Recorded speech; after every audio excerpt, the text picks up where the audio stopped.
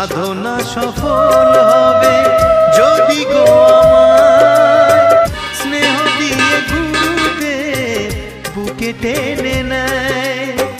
গুরুকে জানা